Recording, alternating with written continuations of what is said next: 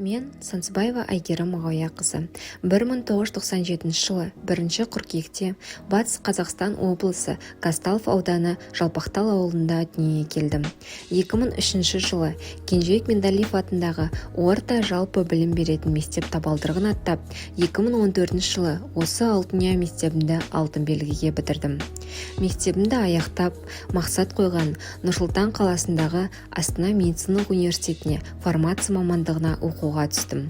5 жыл оқу барысында мамандығым бойынша Ресей мемлекетінің Санкт-Петербург қаласында, Өзбекстан мемлекетінің Ташкент қаласында тәжірибе алмастым. 2019 жылы университетті үздікке аяқтап, сол жылы Махамбет Өтемісұлы атындағы Батыс Қазақстан университетінің бизнес және басқару магистратурасына оқуға түсіп, 2020 жылы оқуымды тамамдадым. Еліміздің патриоты болу, сапалы білім алу, қай салада болса да ел үшін аянбай еңбек ету біздің міндетіміз.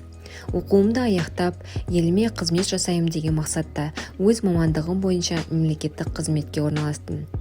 Қазіргі таңда Батыс Қазақстан облысы медициналық және фармацевтикалық бақылау департаментінде жұмыс атқарудамын. Атқаратын қызметіме тоқталатын болсақ, департамент құзыретіне медициналық және фармацевтикалық қызметті бақылау, қадағалау және рұқсат беру функциялары кіреді. 8 мемлекеттік қызмет көрсетеміз. Атап айтқанда, фармацевтикалық қызметке лицензия беру, Қазақстан Республикасында тіркелген және тіркелмеген дәрі-заттар мен медициналық бұйымдарды әкелуге және әкетуге рұқсат қағаздарын беру, фармацевтикалық білімі бар мамандарға біліктілік санатын беру, және де тағы басқа мемлекеттік қызметтер көрсетеміз. Фармацевтикалық қызметті сапалы жүргізу мақсатында осы салада GXP стандарттары енгізілген болатын. Осыған байланысты облысымыздың дәріхана ұйымдарына инспекциялық бақылау жүргізудеміз.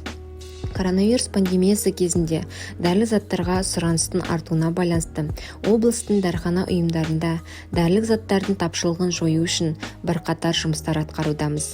Түсіндіру жұмыстарын жүргізе отырып, дәрілік заттардың бағасын көтерілуіне жол бермеу және облыстың дәріхана желілерінде, дәріхана қоймаларында, медициналық ұйымдарында дәрілік заттарға, оның ішінде ковидті емдеуге арналған дәрілік заттарға, медициналық бұйымдарға мониторинг жүргізудеміз.